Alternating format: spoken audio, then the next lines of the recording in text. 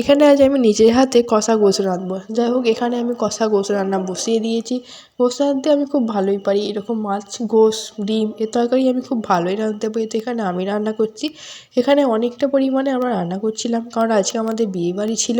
বিয়েবাড়িতে আমাদের প্রায় সবারই নিমন্ত্রণ ছিল। শুধুমাত্র আমার মা, আমার আম্মাজি, আমার মেজো মা, আমার বেটিমা কেউই যাবে না, তারা কেউ যাবে না বিয়েবাড়ি।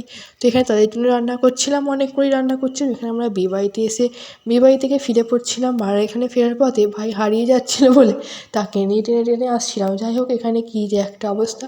তারপরে এখানে দেখছিলাম অনেকজন দাঁড়িয়ে আছে, কি সুন্দর সুন্দর সব সেজে অনেকজন এসছে। এখানে আমরা যাচ্ছিলাম আস্তে আস্তে, কারণ এখানে অনেক ভিড় ছিল। যাই হোক, প্যান্ডেলটা খুবই সুন্দরভাবে সাজিয়েছে। এখানে আমরা সরু পথে বাইরে বেরোবার রাস্তার দিকে যাচ্ছিলাম, কারণ আর একটু গিয়ে বাইরে বেরোবার রাস্তাটা আমরা পাবো। যাই হোক, এখানে আমরা আস্তে আস্তে হেঁটে আসছিলাম।